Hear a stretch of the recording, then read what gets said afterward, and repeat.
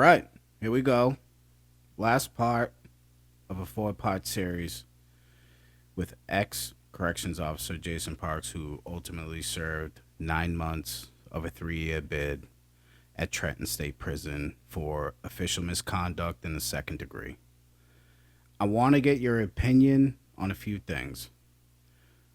Right now, I think, unbeknownst to a lot of custody staff in the DOC, there's an ex-female inmate who was hired by the DOC as a confidential advisor to the commission's officer.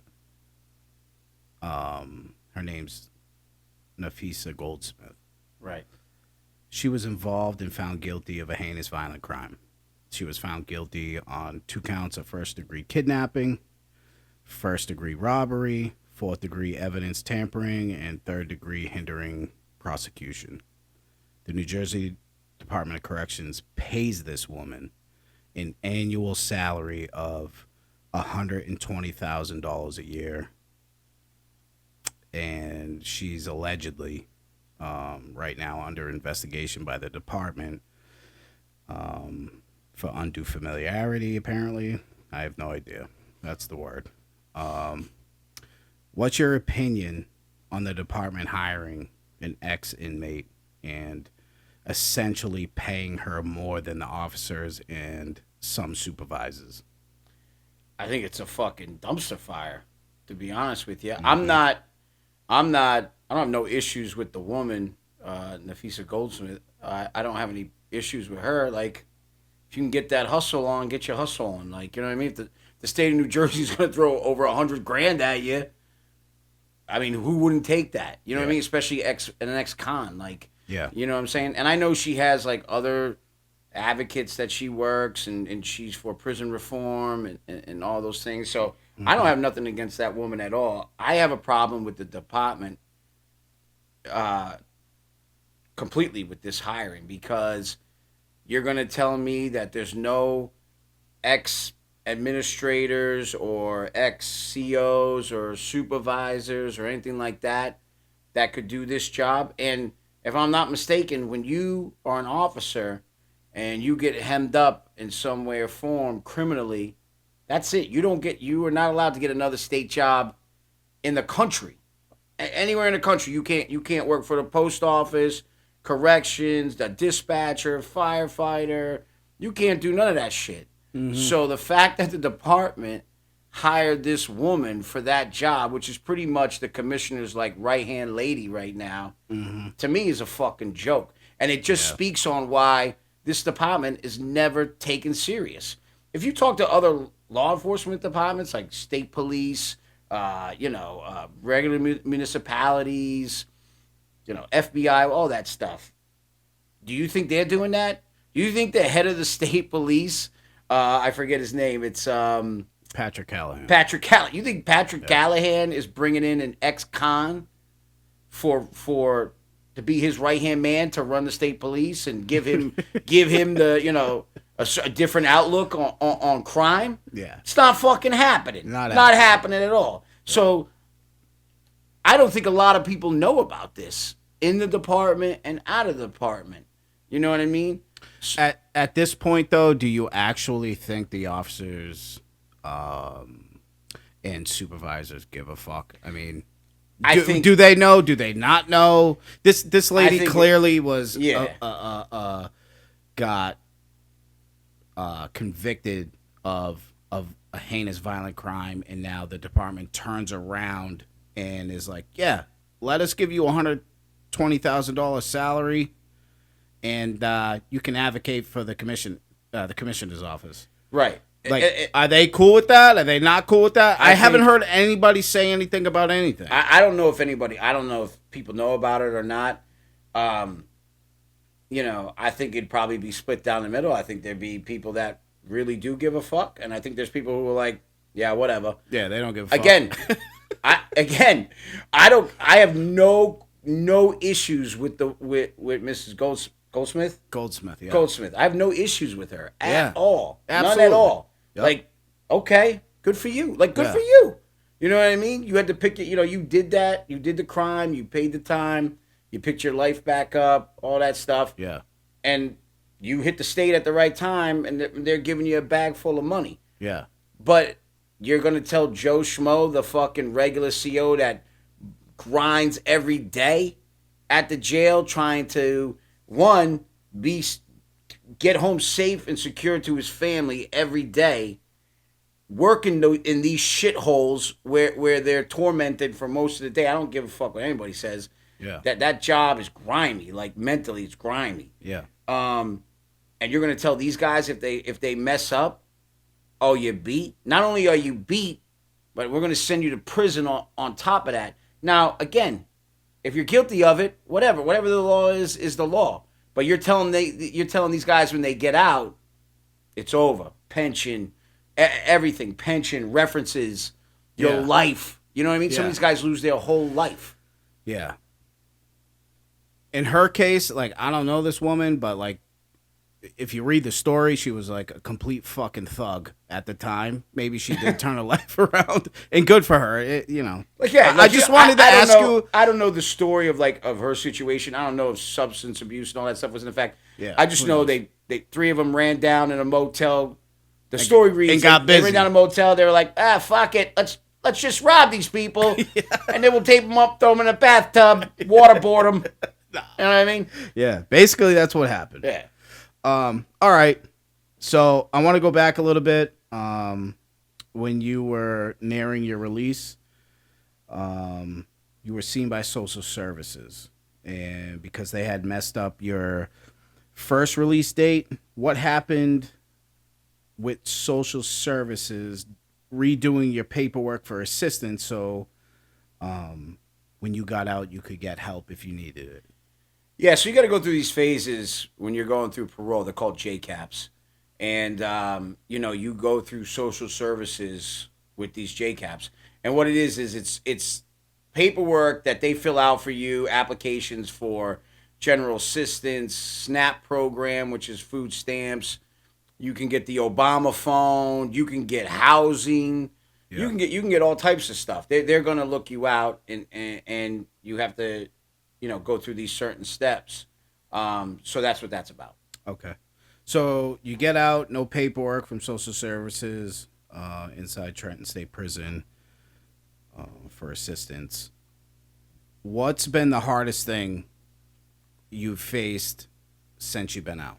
Well, I was told when I was in there, when they changed my date, I knew that the application for those services runs out in 45 days, right? And they usually do them a month prior to you getting out. Okay. So I had asked the woman at social services, are you going to run my paperback through and all this stuff so I'm able to get these services? And they were told me, yeah, no problem. It's going to be good. They told me the day before I left on my new date, oh, yeah, sorry. I don't know what to tell you. We didn't run them back through because we figured we'd just get denied. And so I left there with no assistance, no nothing. And then when I tried applying for it when I got out, they pretty much told me to go fuck myself because of where I'm living, and they wanted me to throw the person whose house I'm at, where I got paroled at. They had to be part of it. My kids had to be part of it, even though it was just it's total bullshit. And makes me think like, oh, like they did that on. In my mind, I feel like they did that on purpose. To be honest with you. So I want to touch on something that's an actual situation when you go through something like this. If you have maybe a brother or sister in corrections, like why while you're in the business, like me and you were partners for a long time, Right. I remember riding out to Trenton that morning to pick you up. I'll be honest, it's something that I was never going to tell anybody, but I think it's fitting for the moment. I jumped in the truck. I drove out there. It was an emotional ride for me, honestly. All I could think about was us putting our uniforms on one morning when I first started, and us driving out to work that day. And now here I am driving to Trenton State Prison to pick you up. You know, anyone can say what they want, but until you're in that situation, it's a pretty fucked up situation if you think For about sure, it. yeah. But looking back, do you hold anything against the department, like during in your career? I I think, you know, it's hard to answer that question because at the time I was having a lot of issues, right? I spoke on it. I was having a lot of the chemical dependencies and stuff like that. Mm-hmm. Um, I, f- I do feel to this day that certain higher ups saw an opportunity Mm-hmm. to take it to the next level, and that's what they did, and that's okay. Like, listen, I'll play the game. Like I played the game my whole life with different situations. Like, sometimes you poke the bear enough, sometimes the bear pokes back. That's just the way it is. You know what I mean? Like, so, Yeah. I mean, yeah, I was upset, but the way I looked at it was like, oh, okay. Like when I started getting my shit together, like, all right, like they got me. Like you know what I mean? Like, I'm guilty of this. I'm gonna have to pay the price for it, all that stuff. And um but I will say this, like, would I do it all over again? Would I work for the department again? Would I go this line of work? Probably not. Probably not, because before I got this job, I was a really like chill person. Like, I always had anger issues and stuff like that. Yeah. But I was always chill, friendly, outgoing, didn't have substance abuse issues, none of that. I feel like this job, you know, with the stress of it all, can bring those things into your life. Absolutely. All right. Well, let's do this. Change it up a little bit. Okay. I'm going to give you a handful of names in the business. Um, you tell me what you think of these people. Let's go. All right. All right. Um, Gian Scully. Solid. Solid dude. Okay. Cermak. Probably one of my favorite supervisors of all time. Psychopath. Fucking, he's out there, dude. He's my favorite, too. Clay. Another solid, great guy.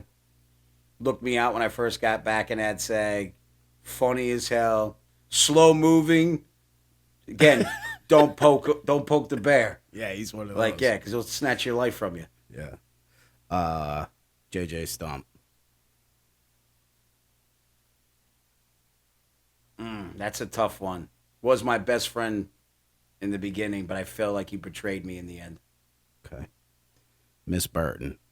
Sweetheart. She was in in my academy class. Love her to death. One of the best female COs in the DOC, I feel. Okay. Thorpe. Baddest dude on two legs. Facts. Yeah. Yeah, no doubt. Baddest dude on two legs. Miss Bradley. Lieutenant Bradley, Yes. that's my girl right there. That's my CO mom. That's my DOC mom right there. Okay. I love her to death. Yeah. Big Cosenzo. Again, baddest dude on two legs. Like, Yeah. and biggest. He's but Yeah. great guy. And professional, very professional. Help anybody out. I'm talking like the weakest of the weak. Females, like, never a hidden agenda with Kaz. He is by far, to be honest with you, I could see him being like an administrator. Like, that's how good he is. Yeah. Speaking of it, administrators, Cunningham. Cunningham, intimidating, but probably one of the administrators I respected the most in my career. Very upstanding person. Very, very good guy. Great guy. Ryan. Funniest guy in corrections. I mean, come on. He's great. A lot of great trips with him. Absolutely. CTUs, Thompson and Ware. Big T, Thompson, Another great guy. No nonsense. Very professional and demanded respect. OG Ware, that's the godfather of DOC right there. To me, Okay. he's the godfather. Listen, I seen him and instantly was scared. Yeah. Like instantly, like that dude's for real. Yeah. So, but I love him to death. Yeah. Very good guy. DeSanzo. DeSanzo, I mean, here's a guy that can take you from having the worst day in the jail and can literally make you shaking, laughing. Another guy who just will take something that is like terrible and flip it and make you laugh and send you on your way, and your day is like you'll have a great day. All right. I love Pat. Yeah, Pat's Pat's one. another him and Welker. Yeah, Welk. They're Yeah. partners. They're great. They're great dudes. Yeah, both of them. Love those guys. Angelo from AdSec. Oh, the mayor of Lakewood, Yes, Angelo. yes. Yeah, that's my people's right there. No He's quiet. He's a quiet assassin. Yeah, Quiet assassin. You know what I mean? So yeah, absolutely. Charlie Mack. Charlie Mack. Charlie Mack is my best. Is I have a group of best friends, a tight circle. Charlie Mack, we met in the academy for a brief second, and I was like, "Fuck this dude!" Like literally, like this guy's crazy. Yeah. I'm not beat for him. And then we ended up at the same jail, and we literally ran together. I mean, we drove in together. We fucking lived next to each other. We got some crazy stories, but he is by far will give you the shirt off his back. He'll give you the last dollar in his pocket, and just an upstanding dude. All right. Tommy Santiago. Tommy Santiago is my brother from another mother. Okay. You know what I mean? And to mention, like, not for nothing, but a lot of these names you're dropping are AdSeg guys, old AdSeg guys. I tried to add in a few Yeah, from the no, main no. because I know you work mostly out in AdSeg, but these are the guys. Listen, Tommy You know? Santiago has been there for me in my darkest hours. Okay. In my darkest times, darkest hours, while he's had his own health issues going on, he has put me in front of that and always made sure I was doing good. And I love him to death. I take a bullet for that dude. Yeah, I agree. That's my brother too. Okay, and the last name, Ace Ventura. Ace Ventura is family. Yeah. That's my family right there. He he is the guy who, I mean, we do everything together. I mean, we tell each other's our darkest secrets. We would tell each other like issues we were having at the jail. Our families are close with each other. Our kids are close with each other. He spoke at my at my sentencing. He's just the ultimate friend, and I don't even think of him as a friend. He's my brother. He's family. Yeah, absolutely. We love him. All right. So you spent 17 years in the New Jersey Department of Corrections as an officer. You get indicted for official misconduct in the second degree. You were sentenced to 3 years in jail. Ultimately, you did 9 months. You know, when you look back, I think it's fair to say it's a career lost over misjudgment, maybe some ego, substance abuse, and the list can go on. I guess I don't know. I can sit here and Monday morning quarterback it, but honestly, in your words, when you look back at it all, do you regret it? No, nah. I don't regret. I don't regret the good times I had at the DOC. I don't regret the bad times I had at the DOC because I think the bad times led me to where I am today, to find my old self. Listen, I created a lot of bonds, a lot of friendships at the DOC. When you're putting, and people might think this is corny or it's corrections. You're not. You're a turnkey cop. Yeah. All that bullshit. You hand out mail and toilet paper. Listen, work in one of these places and then come talk to me. Yeah. Right? Come talk to me when when I first started there. No radios, no cameras. They gave you a fucking whistle, and you had to walk down. These guys were out all day. These aren't the this ain't some county 30-day bid guys. These are guys who got bodies. Yeah. You know what I mean? That you're dealing with. and no nonsense guys. Now, over that time, it turned, not only did the officers turn into something different, new guys coming in, but the convicts turned into something different as well. Yeah. Like everyone was calling their fucking mommies. Like, Yeah. you know what I'm saying? Like Facts. back in the day, shit just got handled, and that was it. Yeah. Man, I've had a lot of good. I got a lot of good memories, and I think the DOC in the situations I dealt with in the beginning has built me to deal with tough situations now. Listen, Yeah. I don't think I could have did that 9 months without have worked in the DOC for 17 years. Yeah. Do you know what I'm saying? Like Facts. mentally, I was ready. Yeah. I was ready to do what I had to do, and I have to attribute that to them. But the cons of it, like I lost friends who weren't in the DOC when I started to change personality wise of being impatient and controlling and demanding, almost bipolar. You know what I mean? And this is without the substance abuse shit. This is with just stuff that happens to you when you're in there. Yeah. And you know, I like I said, I never had substance abuse issues before, and I grew up in a crazy ass neighborhood in Massachusetts back in the day where drugs were flowing, alcohol was flowing. It was never my, I dipped and dabbled, but it was never my thing. Like, Yeah. you know what I'm saying? So if I could say anything to guys or females coming into the business now, don't do it. Don't do it because these things are gonna happen to you. They don't pay you shit. You're not a maxed out officer until you're 3/4 of the way done now. Yeah. They're never going to take care of you in a time of need.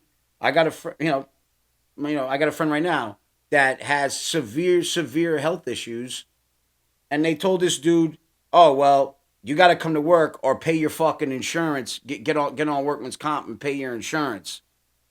Well, how the fuck can you do that when your workman's comp is bullshit? Yeah. But yet you have a life-threatening illness going on. But oh, by the way, they don't give a shit.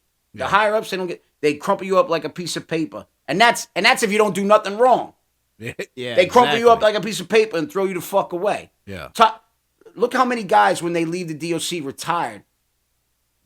Some of these guys, a good percentage of them are dead within 5 years. They're fucking dead. Most of them are working on their second fucking career. Like You're never gonna. It's very rare that you talk to someone that's gone through their whole career in the same marriage.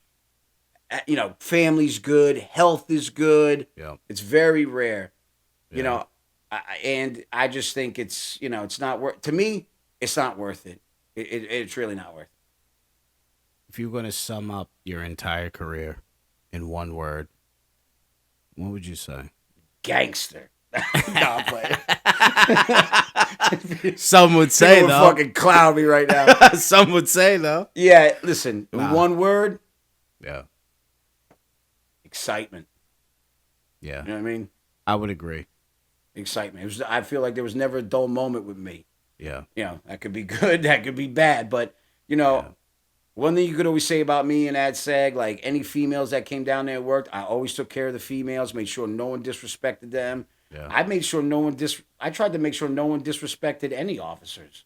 Yeah. Really, you know what I mean? And you could think that's right or wrong. That's not part of the incarceration of these convicts and shit. But if you don't have respect in that place, it's wild. Yeah. And I've seen it. I've seen tiers where dudes have no respect. They get no respect from inmates, and it's dangerous. Yeah. These fucking guys ain't kindergartens. They're dangerous people. Yeah. And you might think like, oh no, like they got daddy issues, and oh my god, all this bullshit. You know what I mean? That this fucking this generation has talks about now. Like, but I'm telling you right now, these dudes will smoke you if you're not on your game at all times. And that's all I tried to portray was that I'm not going to be a victim in this fucking place. Yeah. I'm telling you right now, you come at me, there's consequences and repercussions. Facts. So Absolute facts. Well, I'll tell you what, Bird. We're at the end here. 4-part series. We don't know what people are saying right now, but I think that more people should probably tell their story if they're involved in something like this. For sure. You know what I'm saying? And whether you catch a 3-year bid, do 9 months, or you catch a 10-year bid and do like, to come on and tell your story, like I said before, it's very humbling. I think the audience, caught a glimpse into that life. Yeah. Because I feel like, if not most, all corrections officers think, holy fuck, if that day ever comes. And I think we kind of, because you're still on parole, we kind of took them down that road. We couldn't get into details. I mean, it doesn't Try take not to go back, son. It doesn't take a fucking moron to understand that we're just kind of trickling down the path. Yeah. But I think that you gave everybody kind of a little inside glimpse of what you went through. And not only that, but like, the reason I'm doing this is not to rat anybody out for nothing.